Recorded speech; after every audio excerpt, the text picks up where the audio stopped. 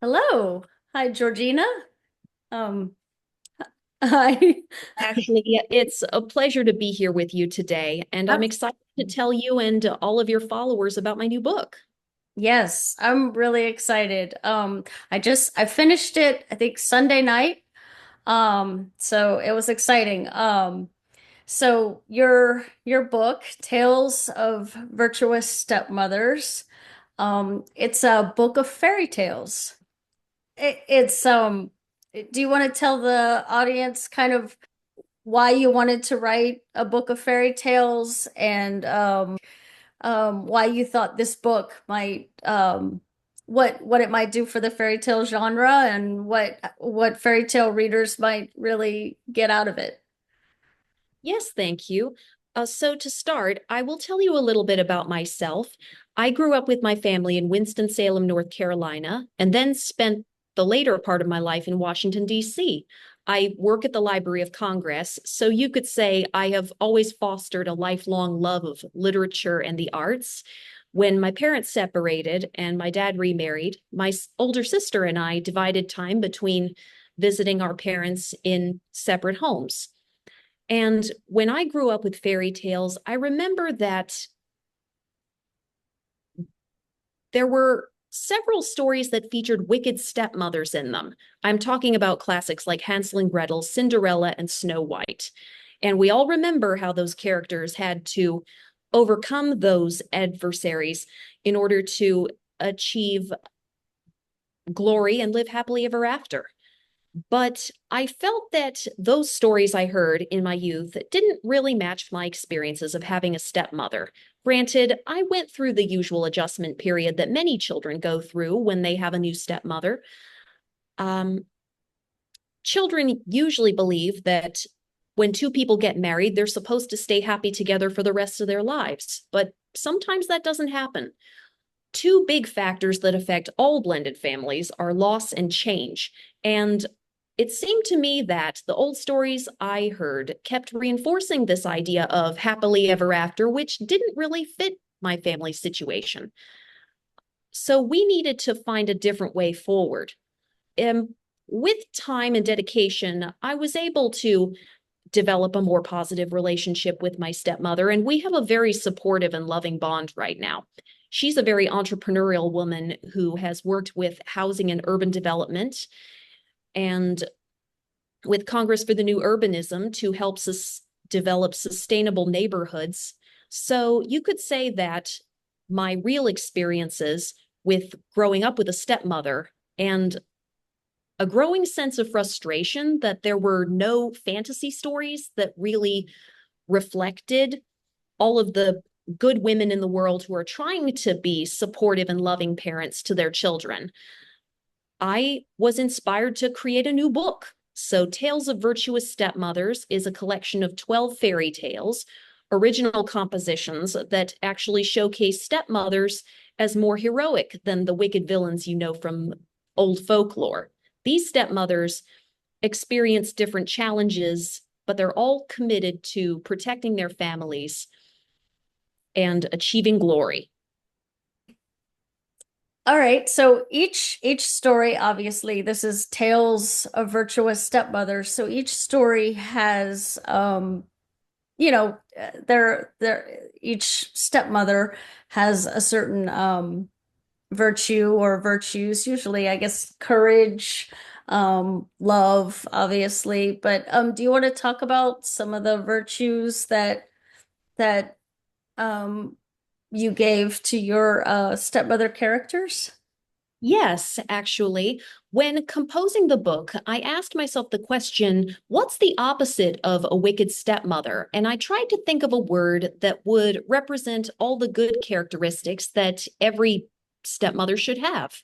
And the qualities I thought of were patience, courage, generosity, adaptability, strength. And I thought to myself, virtuous is a good word. It has a nice ring to it, hence the title Tales of Virtuous Stepmothers. And as you saw from the stories, I've imbued many of my stepmother characters, Benevoline, Lovage, Sucrane, Patois, and Ignatia, with all of those qualities. And each stepmother is facing a different challenge. And some of them have to face different threats from things like ogres and birds of prey. But there's other challenges that stepmothers experience in the book that will resonate with a lot of modern stepmothers, like isolation, manipulation, emotional burnout, and imposter syndrome. Many stepmothers feel a sense of trying to figure out their place in the family when they actually arrived late to the game and are filling a role that was previously occupied, and the first wife may or may not still be in the picture. That was part of my confusion when my dad remarried. I thought to myself, I thought families only get stepmothers when the biological mom is dead. And I had some other feelings about this life change. Um, and I felt a sense that we need an entertaining book of fantasy adventures in which many young readers and their blended families can actually see themselves and ask the question, what kind of stepmother do I have? Maybe I should ask her, in order to show a more positive image of the stepmother, because it feels awful that children need to be afraid of stepmothers because they only heard bad stories about them. In my collection, you'll see a lot of different kinds of stepmothers facing different situations. In Benevoline and the Dire Crown, we have a stepmother protecting her daughter and stepdaughter when her kingdom is invaded on the queen's coronation day. In another story, we have the Dragon Mother, in which a dragon finds two human babies, little boys that were abandoned in the wilderness. Similar to the legend of Romulus and Remus, she takes care of them, but then she has to experience a transformation so she can then bring the children into a local human kingdom where dragon hunting is legal. But she has challenges fitting in, because just because this dragon has now become human, she may look like a human, but that doesn't always mean she knows how to act like a human. And so she experiences some challenges understanding social cues and other things while helping her children grow up. She eventually connects with a widowed king and his daughter, and they serve as a bridge to help her assimilate.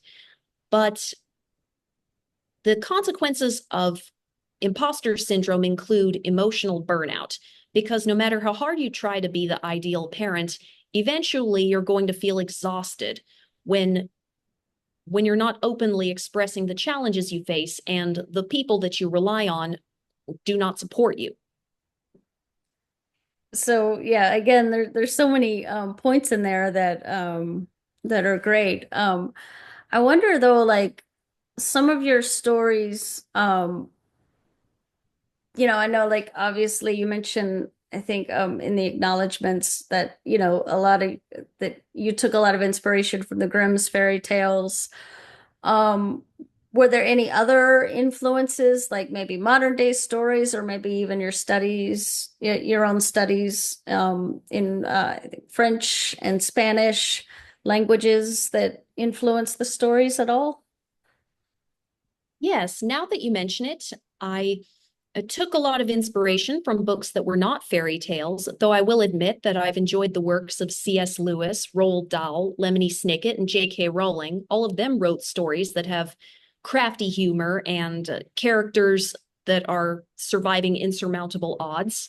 And the spirit of some of those stories stayed with me as a writer.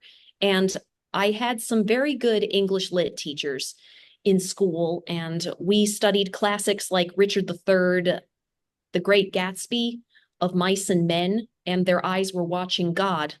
I I connected with these characters, and the teachers encouraged their students to explore alternate points of view, and not just from the central characters, but also from the side figures too, which inform my style of writing. Each story has a good stepmother. Sometimes they are the main character, and sometimes they're more like a supporting figure to the hero, like Cinderella's fairy godmother. When I studied French and Spanish, and so I learned about language roots, and some of the character names were created to describe a certain attribute of that person. which is how it often works in the fairy tales, because oftentimes the princess's name indicates the kind of role she has in the story, like Sleeping Beauty, Snow White, and Cinderella. All of them have symbolic names related to personal traits they have or connected to the role they play in the story. And oftentimes, another thing I noticed is that many stories have one named character, and the rest of the characters all have titles. Like we have the evil queen, the prince, the dwarves. Those characters don't have names, they have titles. Sure. Yeah. And I think in Princess Son Pie, that's actually one of the examples where the stepmother is not all that central, if I remember correctly. Yes, and the noble queen plays a minor supporting role in that story, helping her stepdaughter to navigate the challenges of growing up with a disability. In her case, she was born without feet, so she gets a circus acrobat as a teacher to help her learn alternative methods of mobility. And she also has a pet pig who also serves as a trusted animal companion. Yes. Oh, that was great. I think my favorite is probably The Bird of Many Voices. As I really like that one because it's about kind of finding your your own voice. And obviously she has many voices that she can do, but she has to, through a lot of trial and error, has to kind of figure out how to use her talent in a way that kind of works for her, you know. So that story really resonated for me. I think that Patois has been one of my favorite characters to write in this collection because she is a relatively imperfect character, a thrush that has the ability of polymimicry, and she can sing many different bird languages. And this gift has also made her an outcast among other birds. And she eventually ends up in a dangerous affair with a predatory bird. And the thing is, a lot of fairy tales show characters, they are like cautionary tales where they impart values to tell people what they should do versus what they should not do. And the characters that are patient, kind, and virtuous, they usually get rewarded with a royal marriage or achieving wealth at the end of their stories, and the bad one usually gets punished. And so, but real life is not all that straightforward. Sometimes we don't always get what we deserve. Um, People make imperfect choices, and sometimes when we do bad things, we can learn from our mistakes and improve ourselves that way. Yeah, and I think that was actually one of your longer stories, quite a bit longer than the rest of them. So I think that was one reason that I really enjoyed it. It was quite a journey. But as far as like the whole book itself and how it was written, um, did you kind of like write it all in one sitting, or did you like write a few stories here and there, like over a long period of time? For this Um, first book, it was at least 12 years from my time as a high school student up until after I graduated from my master's program. I have a degree in library science. And so the process of writing the book was divided between sending job applications and finishing homework assignments. And I was eventually able to finish the first book. Now, as a full-time employee, I am very happy with the library work that I've done in the past 2 years, cataloging records. And I've got the next book coming up. This Tales of Virtuous Stepmothers is just the first part of a three-part fairy tale treasury that I plan to compose, and with a couple of accompanying standalone novels. yeah. Let's talk about that in a second. First, I want to address the illustrations.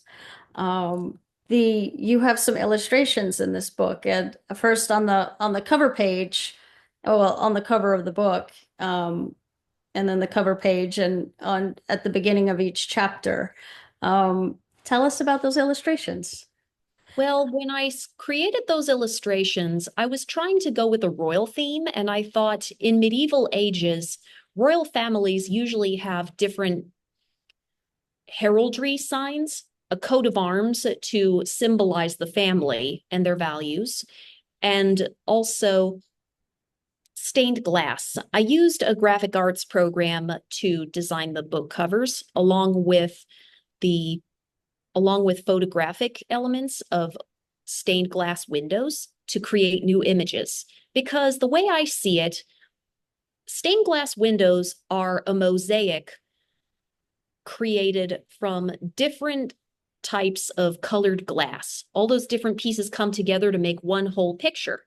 Just like blended families are all a composition of different family members, many of them have had different histories, especially the kids. So I thought I should create something that speaks to that in terms of recognizing the entire family, but with all of the differences that all get mixed together.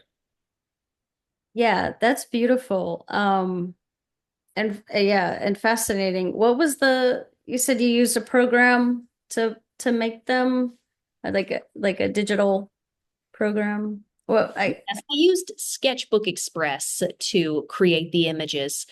They have various drawing techniques, different pens and pencils and paintbrushes, and different ways to apply color. And also copied and pasted some photographic images that I collected to create something new. wow. That's incredible.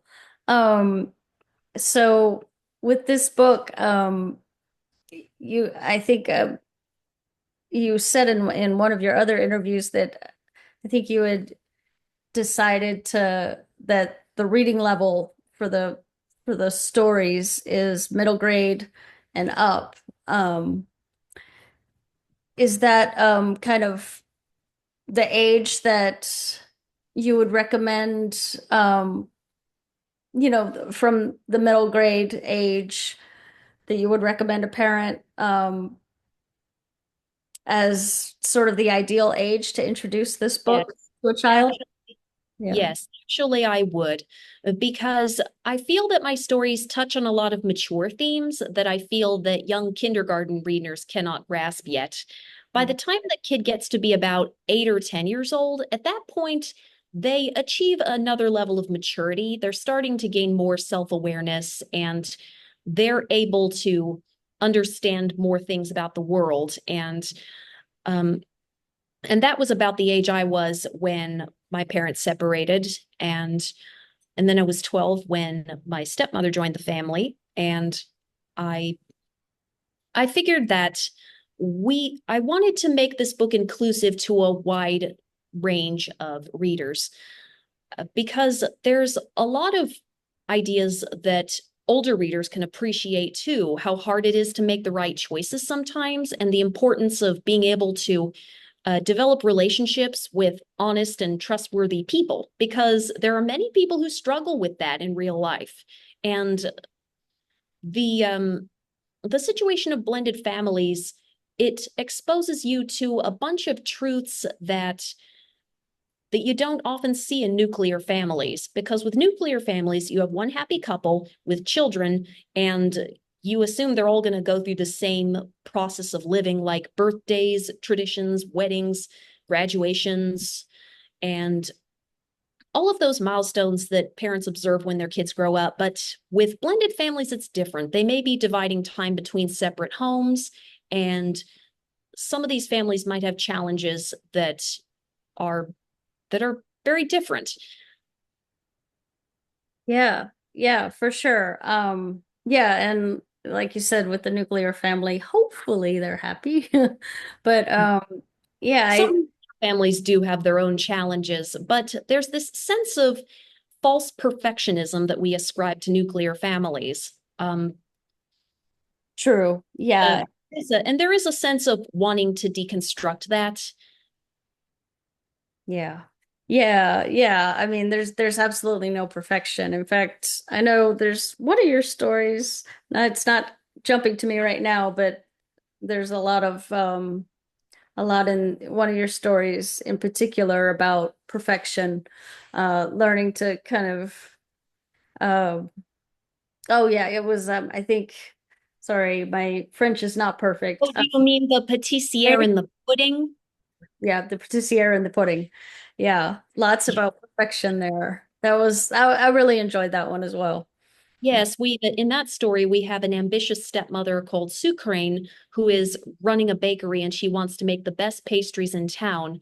She gets married and she has her stepchildren joining her in the business, but then her husband gets in trouble and she pushes them to keep working hard in the business because she feels ashamed about what happened to him. And she feels bad because she she wishes that she could have figured out how to address the situation before things got worse. Let's talk about kind of, I don't know, I feel like your book fits in so well with some of the other, other stories that are happening right now, like Wicked and I think I don't know, I'm sure I could think of some others, maybe Shrek, that are kind of restructuring the genre. Yes, I do believe that we are living in an age of reconstructed fairy tales. We've seen movies like Shrek, Frozen, and Wicked, as you say, in which traditional fairy tale elements have been re-examined and deconstructed. And we all know that Disney keeps moving forward and developing the latest model of Disney princess. And I think to myself, well, Disney is not shy about showing characters with different kinds of families. Their catalog is full of orphans. And we've even had some characters with different families, like children growing up with single fathers and a few other miscellaneous ones. And so I thought in every story, I feel like they keep forgetting about the stepmother. We had two good movies in the past few years. We've had Enchanted and Disenchanted, which featured a wonderful stepmother, a princess character who actually does become a stepmother. And I really am happy that they took those steps to rectify that awful stereotype. But at the same time, I feel like they could do a lot better than this. And now we're expecting the release of the new Snow White movie, which feels disappointing. And I feel a sense that there's no way to really go back to the original story without making extensive revisions to the source material, because that story was really made for a bygone era. True. Yeah. Um, yeah, I haven't actually seen anything about the Snow White movie. That one kind of got past me. But that's interesting. I'll look into that. Yeah, it would be interesting to see the a little more nuance with the Wicked Queen. Well, Um, there is no way that we can expect any nuance. We all know that she's still a villain in this version, and she will be defeated like always. But I hope that once everybody is done celebrating this movie, other people who want to watch the movie for old time's sake, they can go ahead and enjoy it as far as I'm concerned. But I need Disney to step away from sequels and remakes and consider the idea that they need to do better on their portrayal of blended families. and on that note, Oh, and I now that you mention it, there is one more thing. I connected with this woman who created a petition on the change.org website. Her name, Kelsey Legrade Porter. She created this petition to tell Disney they need to make more movies with good stepmothers in them, because she wanted a nice movie that she could enjoy with her stepkids in which the stepmother doesn't have to be a villain. yeah, and we're gonna put the link in the bio. For YouTube watchers, the link will be in the description below. For the podcast listeners, it will be in the show notes. We'll put the link. Go ahead to change.org and sign that petition. And we'll also include all of Georgina's links. You have a link tree with where people can buy the book, right? And write a review on Goodreads, which I still have to do, which I will do. And because you prefer Goodreads, right? To writing it on Amazon.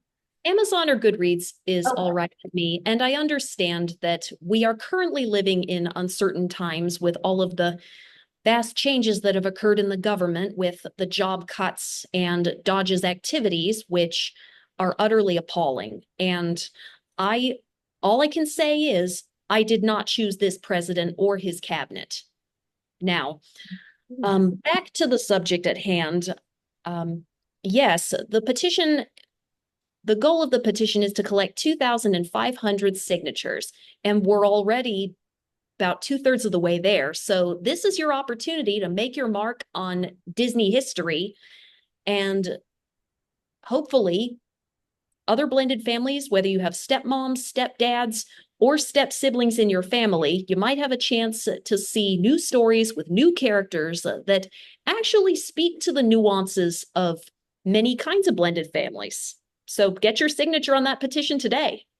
Power in numbers. We gotta do it. Yes. And I will also point out that being a first time author, I have my book up on Amazon in paperback and ebook formats. Oh, good. Yeah. Thank you for that. Yep.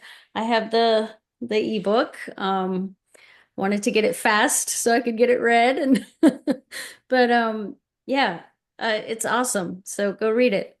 And thank you so much. This was really fun. Thank Um you, Ashley. It's been a pleasure to be here and to share my histories with you. I've spoken with other stepmoms who have read the book, and they've told me that they're very happy to see a collection of fantasy stories that actually represent their life experiences with more accuracy, and at the same time allows them to enjoy a fantastic, heroic adventure. Stepmothers are people too. That's Yes, never they are. all right. Well, all right. So I guess that's it. Bye-bye. I'll Bye hit bye.